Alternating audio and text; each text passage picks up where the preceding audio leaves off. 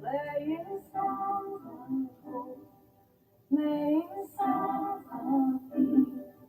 They're the song of every man.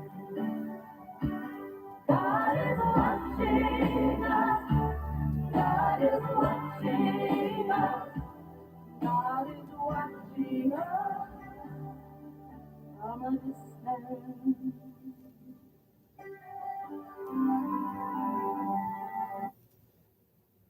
Hey everybody, hope all is well with you.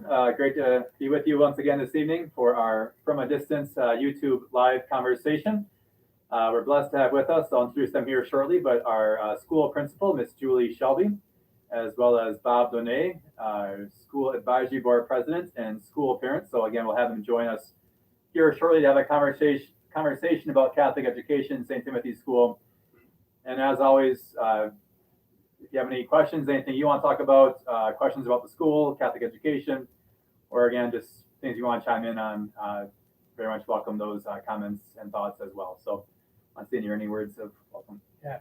Good evening. We're happy to be with you again, live, or at least a little bit alive after the past couple of weeks. But it's just great to be here, and we're with the people who represent Catholic education. I feel honored. And when we have a principal in the place, I feel nervous because I always go back to my days in grade school, and we had Mother Margaret Mary, and she could put the fear of God in anyone.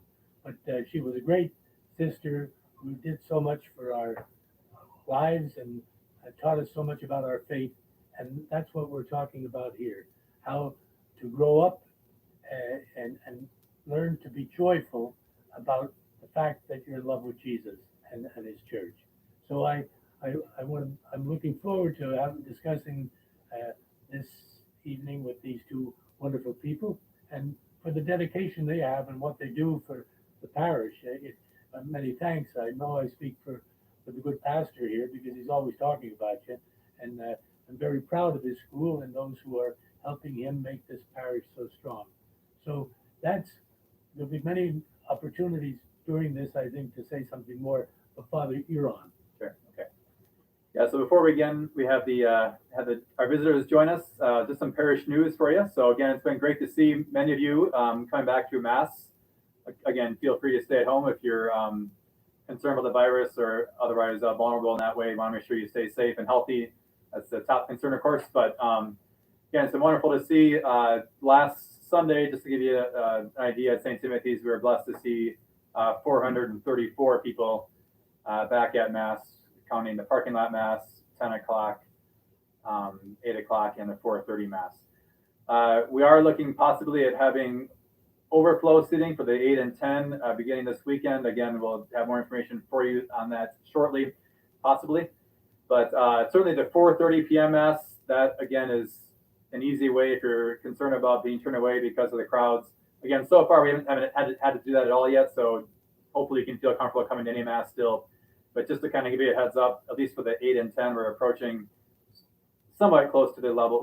We are approaching levels of capacity. So if you're looking for a Mass where you know for sure, no problem, 4:30 Mass would be the Mass to attend in that way. But again, we're looking to accommodate as many as we can, of course. And again, it's been great to see those of you who are able to come to Mass once again at church and to be able to offer the sacraments and to celebrate the Mass with all of you. And again, just to see all of you once again. So it's been wonderful in that way. And again, St. Ignatius, the Mass at 8:30 in the morning on Sunday. So just the one Mass over there at 8:30 a.m. So again, I'm very grateful to all the volunteers who help us to do that. It takes a lot of work with the COVID situation to disinfect things, for the ushers to bring people to their queues.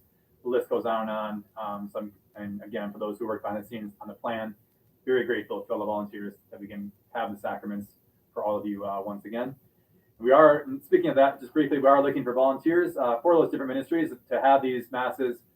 Again, we need people that are willing to help out, and understandably, because of the COVID situation, some maybe don't feel comfortable right now. So if you either are already a current volunteer in these different ministries, reader, usher, etc., sacristan in both parishes, and think you can help out, again, want to make sure you stay safe above all, but if you think you can help out, then consider volunteering. If you aren't currently a volunteer, this might be a good time to think about helping one of those ministries to, again, help us to continue to provide those sacraments and not overburden those who are sometimes having to do it every single weekend or every single day because of the limitations on volunteers who are willing and able to help out with those mass ministries. So just a little plea for that in a sense. Columbarium update. Hopefully you've seen the beautiful structure there in the Pietà on Highway 55 here at First St. Timothy's. Again, thanks to Mike Raish, as I've said a number of times, for all of his work behind the scenes on that project. But hopefully you've seen the statue, the Pietà, on top of the Columbarium structure. They're working, I believe, on the pavers this week and beyond. So they're working on the landscaping, but the pavers for that. The lighting, I believe, was already installed underground this past week. Again, but that's very much underway. We'll have some landscaping added in the weeks ahead. But again, hopefully you can check out the Columbarium, which again is a place to place the cremated remains for those who choose to get cremated. There's now an official Columbarium for St. Timothy's Cemetery. First Communion is this Sunday, so please pray for our first communicants this Sunday. Special Mass, that's at St. Timothy's. Special Mass at St. Timothy's at 2 p.m. Again, that's just for the first communicants and their visitors because obviously it's limited capacity, but just wanted to give you a heads up so you could pray for our first communicants who are receiving the Eucharist for the very first time, and reminder, of course, of how all of us can or should hunger for that, the sacrament, and just a wonderful gift that is. So, and also pray, we'll talk about this maybe shortly, but the 8th grade graduation is next Wednesday. So actually we won't have from a distance a week from today, but pray for our 8th grade graduates that they graduate a week from today. So with that, I want to welcome our visitors, who some of you, many of you may already know, but I want to have them have a chance to introduce themselves. Again, because of the distancing regulations, we'll all be off camera for most of this time, playing kind of cameraman, but I'll be part of the conversation, and we'll have them have seats around here shortly. So with that, I invite Bob to be seated over here, and Miss Shelby to join us as well. So since you're on camera here, Bob, maybe if you want to start and just introduce yourself and say who you are. Good deal. Am I far enough away from the camera? Yes. Okay, we're 6 feet away. Okay, good. Hey everyone, Bob Donnett. Nice to see you, at least on the screen. Been a parishioner at St. Timothy's for only 15 years. I know some of you will laugh at that because I'm still new here, according to you. But love St. Timothy's. My family and I attend the parish. We have 10 children. 18 is the oldest, 2 down to the youngest. All of the ones that are of age are either at St. Timothy's or have gone through it. Love the school. Love the parish. Happy to be here. Great. Thanks, Bob. And for that, we'll turn the camera towards Miss Shelby, and that's our St. Timothy's School Principal. If you want to say hello and introduce yourself. Hi, everybody. I'm Julie Shelby, the school principal. I've been here at St. Tim's for about a year. I'm thrilled to be here. It's really been an interesting year, though, with this COVID. So excited to tell you more about the school and what we have going on. Great. If you want to start, we can let's talk about just Catholic education in general. Maybe from your points of view, why it's important, why the strengths of Catholic education, especially in our world today. And of course, we all know it's an interesting situation, both currently right now in our current events, but just in general with the world. What are the strengths, positives? What do you see as the blessings of Catholic education? Sure. I can talk about that first. And I think even now it's a really good time to talk about Catholic education because if we look around, there's a lot of things that aren't very nice that are happening right now. And COVID aside, but even at the secular and society level, there is very little joy that's being expressed right now. And there's very little responsibility, personal responsibility. And this is where I think the heart of Catholic education comes in, especially at St. Timothy's, because first of all, the teachers at St. Timothy's walk in and the students know that they are loved. There's no question about that. And I just personally, I think there's a lot of people in the world that don't know that they're loved, and certainly don't know that they're loved by Jesus Christ.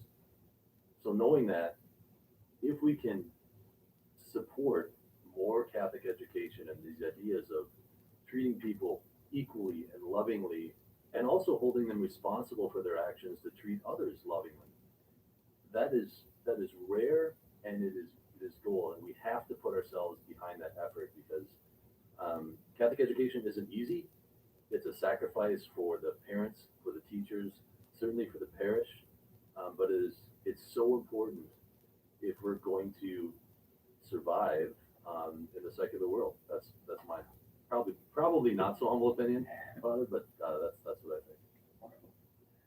How about you, Miss Shelby? I've been part of Catholic education for my entire teaching career, almost 20 years. I just feel a joy. I feel connected with the kids. I do at St. Timothy's as well. As a teacher, I was always excited to get to know more about the kids personally. And I feel like Catholic schools are able to get to know kids on a different level by being able to pray with them when they're having a difficult time, or be able to share things that may not be able to be shared in the secular world. So I'm a huge proponent, and Catholic education is where all kids should be.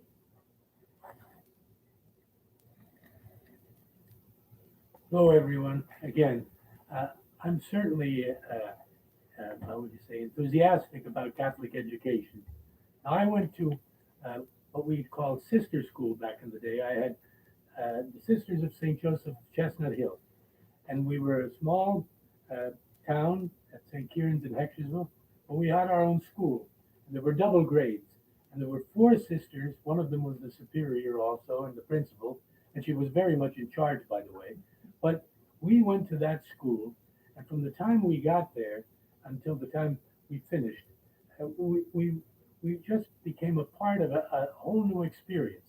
Because looking at those sisters, now mind they could be tough, and they could keep you in line. That was the day we lived, and of course it's a little bit like the Old Testament now, because when I look at all of those different things that have happened since I was in grade school. But having said that, I never forgotten, it's over 60 years, that the enthusiasm that I felt about coming to know Jesus.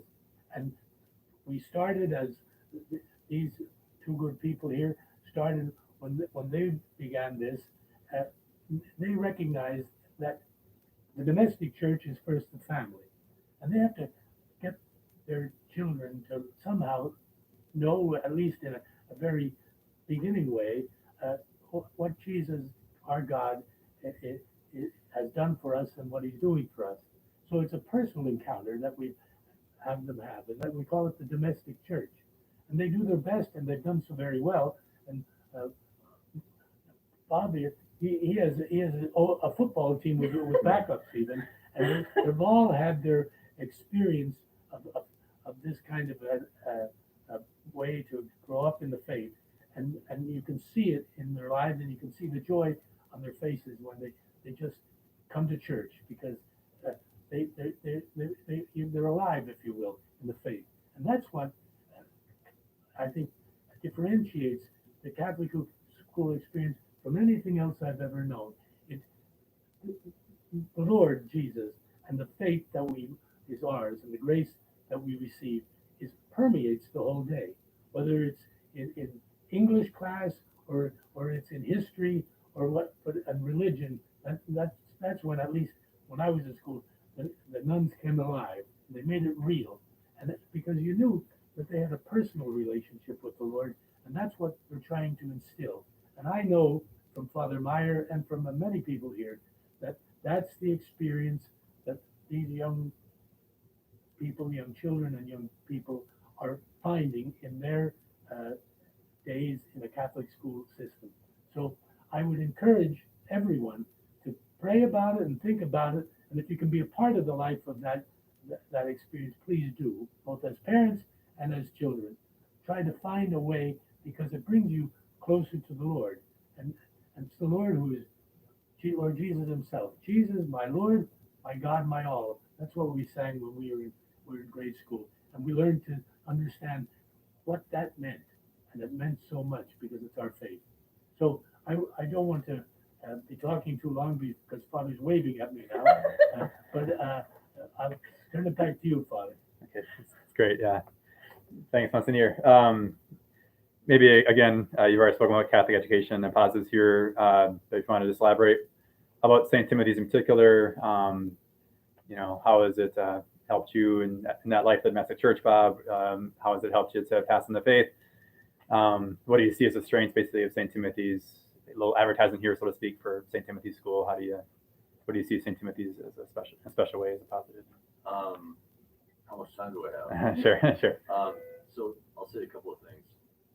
One is I have to tip my hat, and by the way, I'm on the advisory board of the school. I don't do any work. Okay, the people that do the work are Father and Julie. What they provide our kids, my kids particularly, is just something wonderful. Where sure, it's a mom and dad's job to teach their kids faith and teach them to do right and wrong and the reasons why. But at St. Timothy's, we do this, and I say we, selfishly a little bit, but the teachers do that par excellence. Okay, every teacher I know, you can look them in the eye, and they are working tirelessly to love these kids, my kids. And I am not knocking public education at all, but I know when they walk through the door at St. Timothy's, they are loved. It's a small enough school where they can pray, they can learn about Jesus, they can learn about the hard lessons in life too, where if things aren't going well in your life, you know what? You can talk about it, you can pray about it, you can ask the teachers questions about anything. And that's what we have at St. Timothy's, where we can talk about Jesus, we can talk about God and the why we do things. And that kind of differentiates us from the public school, where I think the public schools have their hands tied a little bit because they really can't talk about the why of why we do things. Jesus asks us to do things in a particular way because he wants us to have this joy that is awesome. That's what we can do. And at St. Timothy's especially, super dedicated teachers, remarkable education. I have some kids that have gone beyond St. Timothy's now into high school. They're doing exceedingly well in school. And that's, I tip that all to, first of all, their mother, okay? She's not here, and I have to thank God for her that she still lets me in the house. But the teachers at St. Tim's are awesome, and the whole community, the fact that are supporting it in Maple Lake, Minnesota, that's just really a huge blessing, and I'm grateful. Shelby, how about you? Thoughts on St. Timothy's in particular? And So I was actually chatting with Bob a little bit when we got here, and one of the things I said is, to me, and I've worked in multiple Catholic schools, when I walked into St. Tim's, there was just a different feeling. It was like, this is where I belong, and I feel that every day. It's a family. The kids feel that every day. They are friendly. They feel loved. They kind of, like Bob emulated and stated.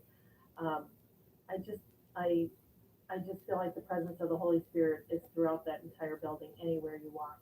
The kids are happy, the teachers are happy, they love what they do. I do have to commend them. They are amazing, and they do an amazing job jumping in, making changes, things like that. So we have an amazing thing happening. So I hope you can all come and check it out. So we talked about some of the positives. We all know, of course, there's also some challenges with Catholic education, both, maybe more as a parish as well as just culturally speaking. Maybe do you want to speak to some of the challenges maybe we face, what are some of the challenges facing Catholic education and its success, and how to provide that Catholic education in our world today? Any thoughts on that from anybody? Well, I think the society we live in brings particular challenges because so many people today are so taken up by activities of all kinds and also distractions in many ways. And now in this pandemic time, with the unsettled society. And so we have to learn the basics just about how we can live together and love each other and not end up in arguments and fighting, and then that escalates, and there are so much. So we have to recognize that it's not going to be like back in my day when I went to school, because when we walked in the classroom, the sisters were very much in charge, but the whole parish that centered around the church and the school, and that was our life. And we all had our moments when we got, I won't say in trouble, but we were called to order by the sisters, and my own class, there were a number of episodes that I could talk about, but maybe I won't. But I remember when we were in trouble, and the sister had to call the task, one way or another, your parents found out about it. Well, my father had the habit of, when I came home, and my brother too, we were characters in those days, and when we came in, and if he had the word that something went awry, or his sister was unhappy, he took us by car back up to the convent that evening, and knocked on the door and made us both apologize for sister for disturbing the class. Now, can you imagine? And could you imagine that today? But that's how it was. But it was all for our own good, because it helped us recognize the authority of the person who's trying to give us what we should know, and it also reminded us that we're living in a society that even the Romans knew. They had a saying, "Ubi societas ibius," where there's society, there is law. And sometimes you just need that. You need someone to keep order, and they know how to do it. Well, I think I'm looking ahead at the principal, and I'm getting nervous again, but she has no trouble with that. But she does it in such a beautiful way. Fathers at that school, I think every time I come, they say, "Where he's at school," and that's good because they get to see in action the people who are helping form them in the faith, and they not only love them and they respect what they stand for, and that helps so much. But the challenge is that the church life and society itself isn't perhaps the center of everything like it was at one time. So we have to find new ways and creative ways to do that. And I think as Bob was talking about, it's a question of just making sure that everybody has a joyful attitude about being in the company of Jesus. And when we get that through, it's contagious. More contagious than this coronavirus, I'll tell you. But that's contagious too. We have firsthand experience. But having said that, if we could just keep that enthusiasm with our people, with the parents of those who send their people to school here, and for all those in the parish, that they'll have a certain, not only respect and regard, but a love for the idea that right here is a center for growing in the faith. So that's what I think one of the challenges is, and it's an everyday challenge for those who are involved in education. Other thoughts on challenges? Michelle, or Bob? Really, for me, I think one of the challenges for a lot of people is financial challenges. So at St. Timothy's, we don't want that to be a reason that you wouldn't come to our school. So we have many donors out there, Schultz Foundation, Cisco, Father McLaughlin, many different scholarship ways that we can help you with the funding of bringing your kids to school at St. Tim's. So I feel like that's one of the greatest challenges. I did want to kind of talk off of what Monsignor said. I don't know whether or not to me, it's a strength. I feel like one of the things when he says about the sisters and the nuns and how stern they were, one of the things I've learned in my career is that if you can turn your discipline tactic into a learning experience. So I try and use the virtues, and I try and say to the kids, what did you do wrong? Why was that wrong? How can you fix it? And their job then is to go and fix it. And most of the time I've had pretty good success with the kids. When I go back and I say, how's it going? I'm really thinking about, how I can turn this around and make it a positive, because they need to own what they've done. And so I try and bring the virtues and kind of bring the empowerment back to them to be able to correct. I'm in the lunchroom with the kids every day. It's great. I love it. Father Meyer's there at least once or twice a week, and Father Andrew was as well.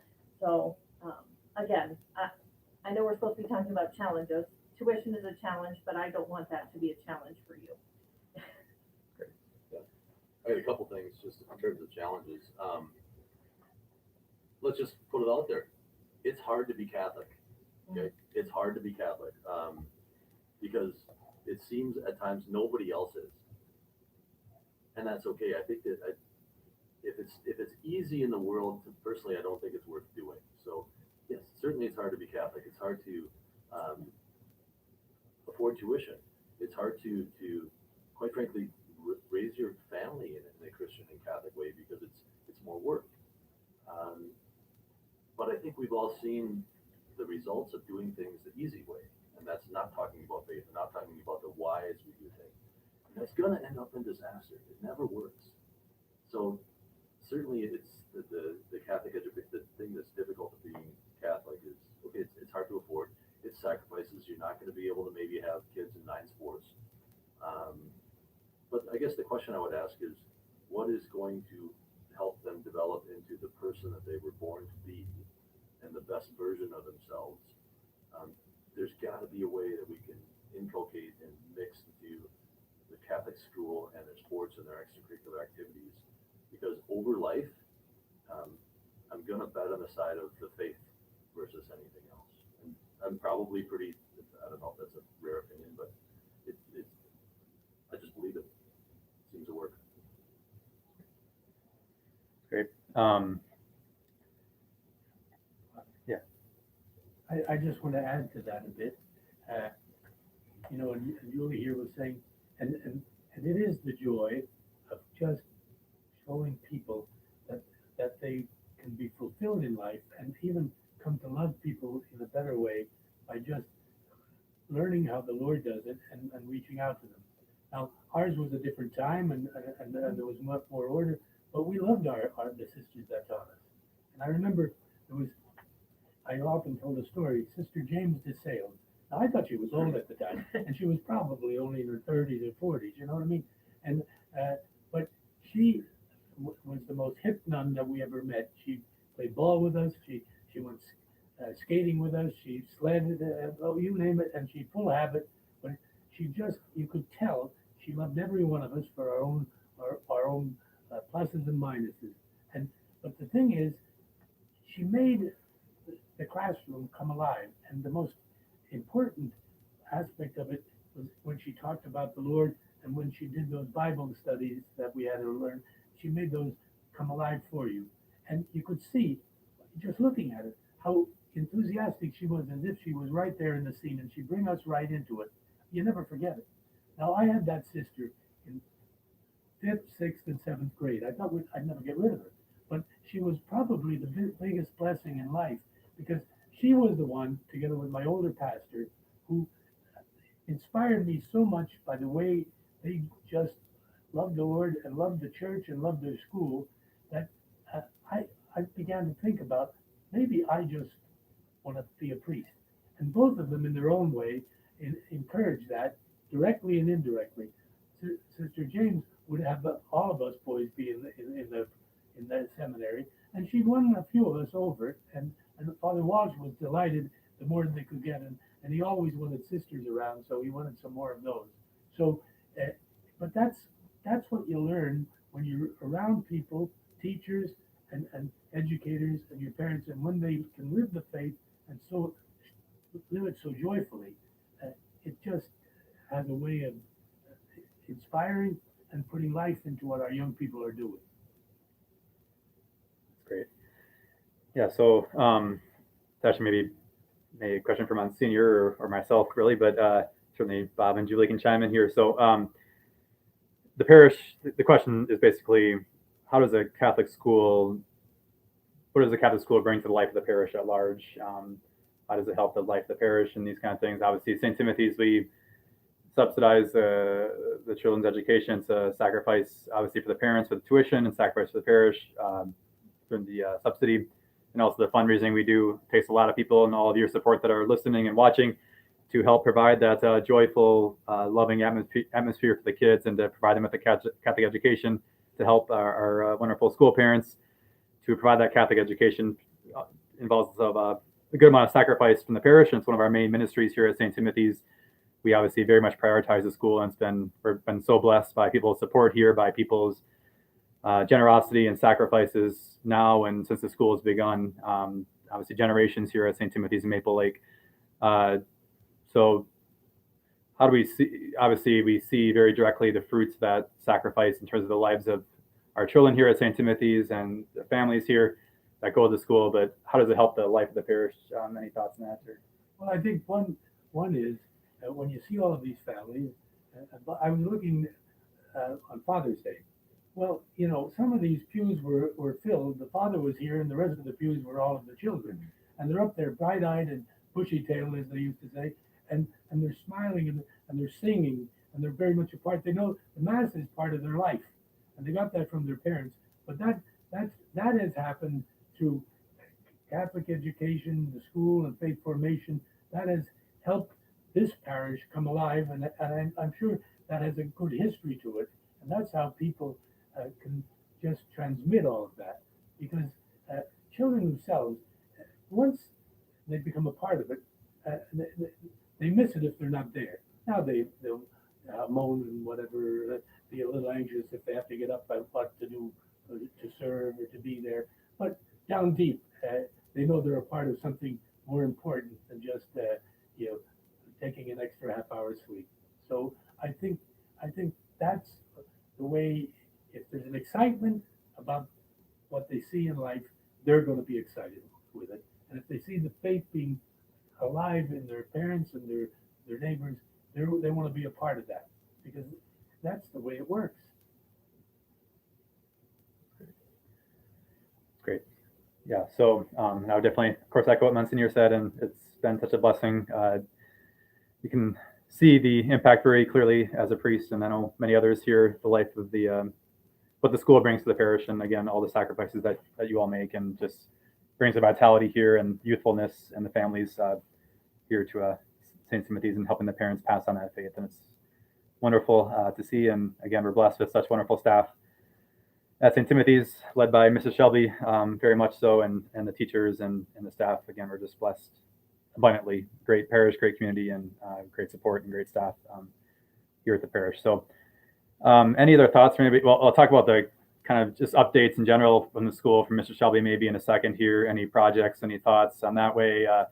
Also maybe check in on how the whole distance learning thing worked out with COVID. Thoughts for next year. We can kind of talk more narrowly in a sense, but any more kind of just thoughts about Catholic education in general, any kind of insights in that way before we kind of get more narrowed down to some particulars about COVID and updates and projects and these kind of things. This might be a little intense, but I'll throw it out there.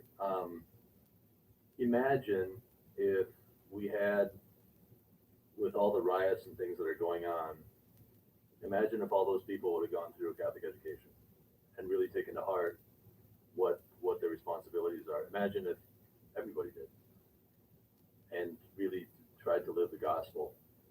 I don't think it'd be an issue. So in a small way, in Maple Lake at St. Timothy's, we can work to change that. And I'm an optimist because I have to be, because there's too many good things going on at this parish and in the church. We can change this, but if we don't have the support, if we don't have it, boy, that would be, it would be even harder to change. It'd be harder to change the world. So, but that's what we're called to do. We're called to change the world. That's what Jesus asked us to do. That's what the Blessed Mother asked us to do. No other spot. They're going to learn to pray the rosary, treat each other well, not pull their sister's hair, all this sort of thing. Respect their mom. Okay, these are the types of things that it's an opportunity we have. Just hang on to it, protect it, preserve it. All right, I'm going to stop preaching now. I kind of feel like one of you guys. That's great. Good. Yeah. That's good. Well, you could be a permanent deacon. Yeah, great. But let me just add to that at one point about this parish that I've come to know and love, and that's St. Ignatius. They have youth ministry, and the schools help them get involved in that. And these young people have different opportunities and then the sports that they're involved in, and all of those kind of activities. But then even just Father bringing them over to the church and giving them an explanation. It's right next door, or they have the opportunity to just make a quick visit to the Blessed Sacrament where they have perpetual adoration in this parish. And then I learned last year, Father took me there when they were on these retreats they did. They call it Extreme Faith Camp. I was calling it Extreme Unction Camp because I thought I'd need that by the time we were done. But we went up there, and there were so many young people, and the excitement about just being on that bit of a retreat. And then they all lined signed up and all for confession, and we had an opportunity to have the sacrament of reconciliation, and they came and they were well enough prepared, and they knew, and it just made you feel like there's great things happening. So I think that's all part of it. The different, the school is at the heart of it, as the church is, and then there are these ancillary activities and all that we have that all make a part of the life of the parish, and that's working very well here, and it's thanks to people like the two here this evening, because they got them excited right from the get-go. Shelby, before we talk about any updates, any insights or thoughts, Catholic education, kind of just in general, or what would you tell to a parent that's considering sending to St. Timothy's, kind of the sales pitch? So St. Timothy's, like I've said, as I walked in, I felt it was a very family atmosphere. The faith is definitely at our core. It's everything we do. It's everyday apparent. There are many opportunities to learn and grow in your faith.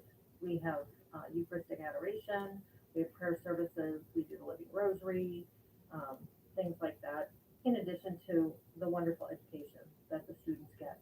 They're able to integrate then those religion components into every subject that they teach. I actually toured with a family this summer, and we had to do an outside tour because of the COVID, and they said to me that they have never felt so welcomed just by walking outside of a building and waving at teachers through the windows. That's pretty powerful. So that family has enrolled in the school, so that was a real positive statement that, you know, I went in and I said to the teachers, you're not going to believe this. They just, so maybe I'm going to do more outside tours. I don't know. That's good. But, so you want me to do some updates now too, or? Yeah, why don't you just share what's going on in school for? Yeah, so I kind of came in with some unfinished projects last year, so worked to get those finished within the first few months that I came on board. So we've updated and upgraded our gym floor. It was all resurfaced, and a brand new logo was put on. So if you haven't come over and seen that, you need to do that. We had a generous donor that took care of all the striping and the logo, so it looks awesome. The kids love it. They've got all the proper lines for their basketball and their volleyball during gym class. We put outside doors on. That was something that you guys supported through the Fund of Needs in previous years. With new locks, panic hardware, easy access to get the kids out. We did quite a few upgrades, so I may not be able to remember them all. We've updated all of our lighting in the building to LED lights, so it really helps to brighten up the school. We've done some new paint in the office. We've done a lot of cleaning, a lot of things we've cleaned out. Put on some new doors that were needed. As far as updates, I guess, we're working, we're gonna get a new, I don't know if I can call it security, but it's a system that will be able to unlock the doors from the extended day kids will be able to get released from, their teachers will be able to stay in their classrooms to let people in and out, and they'll be able to view them from the door. So it'll keep our secretary secure. She doesn't have to go to the door to see who's there. And so that's getting installed this summer. So we're pretty excited about that. And that was with your help from the Fund of Needs this year. So again, we really appreciate that. And I do want to mention that, I know Father said that, but I am incredibly grateful for all of your generous donations. I have people that call me and ask how they can help. And all of those things help with scholarships, help be able to bring those kids that may not be able to afford things, and to be able to help bring new programs for the teachers to be able to do new and exciting things with the kids. I'll move on to distance learning. Again, my first time I've ever experienced anything like that. I again need to commend the teachers. We literally in less than 24 hours put together a plan and within the next day had the students literally in and out of the computer lab to learn how to use Google Classroom, different types of platforms. Julie, our technology teacher, was amazing because she was able to get with every classroom and make sure they knew how they were going to be able to work at home to be able to get the documents and get the work that the teachers needed. and we started distance learning the next day. I know Father Meyer's talked about this before on some of these, so I'm not gonna elaborate too much. But it took a lot of time to figure out the right balance. It was challenging for some, it was great for others. You know, we all learn in different ways. So I do think that the teachers have learned new ways to teach. I know I've learned new platforms that I didn't know how to use.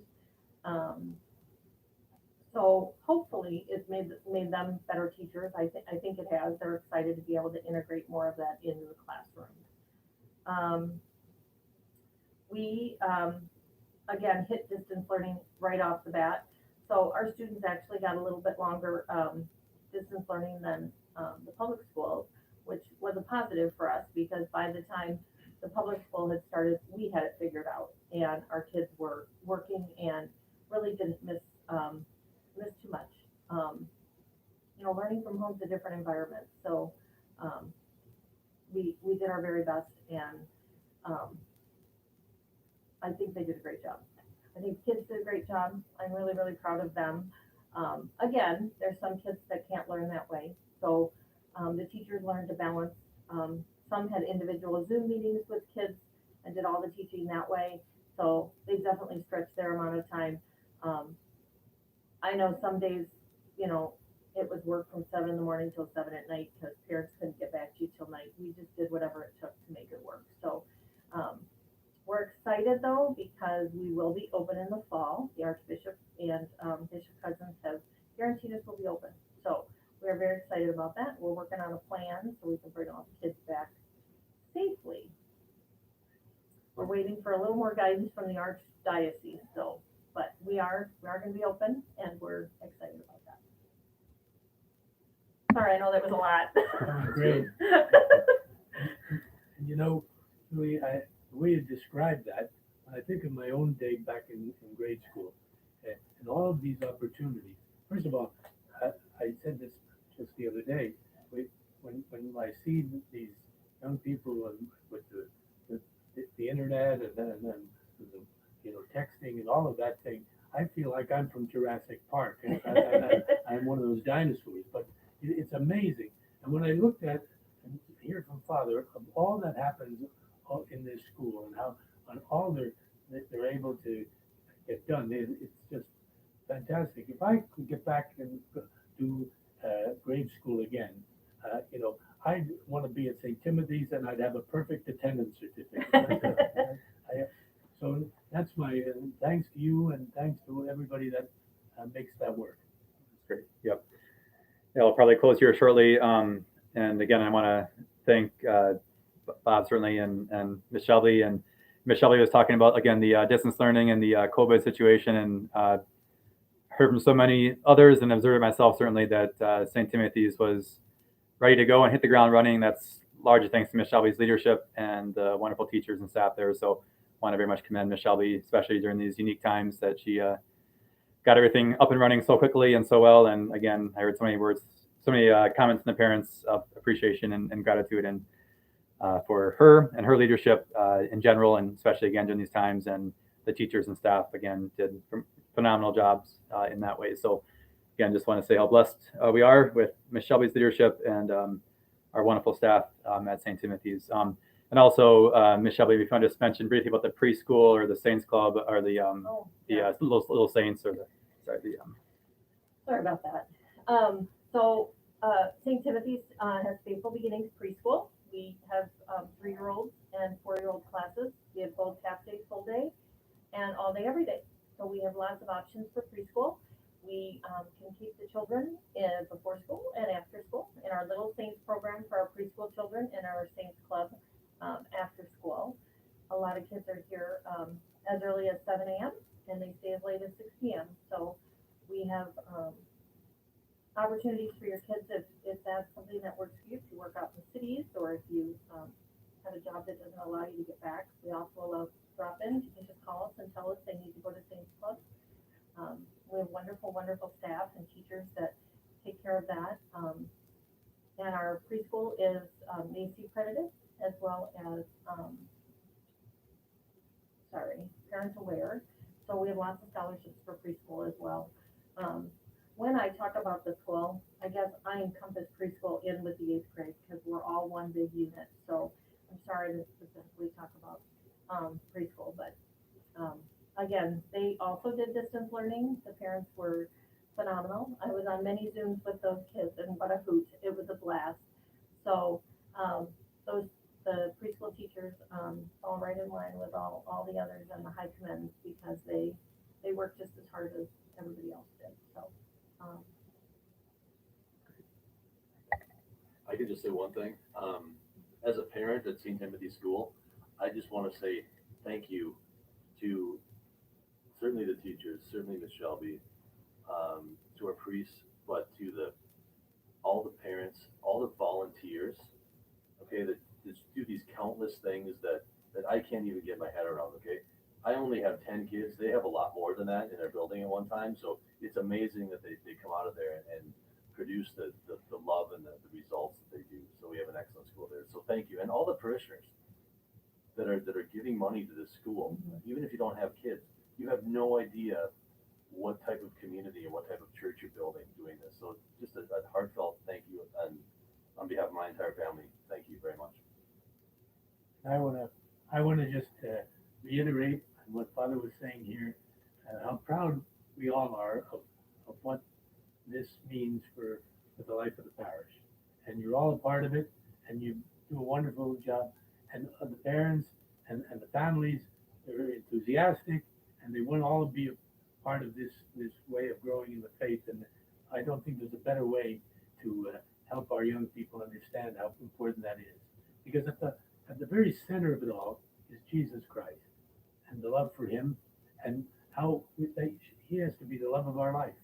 And we have to grow to know him, love him, and to serve him in this world. That's what we learned when we were in grade school. And then to be happy with him forever in the next. And we will be if we just stay on that track. But it has to be a joyful thing. You have to want to do it. And I think our teachers and our people help people see that they can have a great sense of belonging if they're a part of that experience. So I think we could close, Father. Could we do that? And I think for this evening we picked kind of a prayer, and it was a devotional one that we all sang, I think, as children. But it's all about Jesus. So I think that's our prayer. So we'll make this a prayer before we go off the air.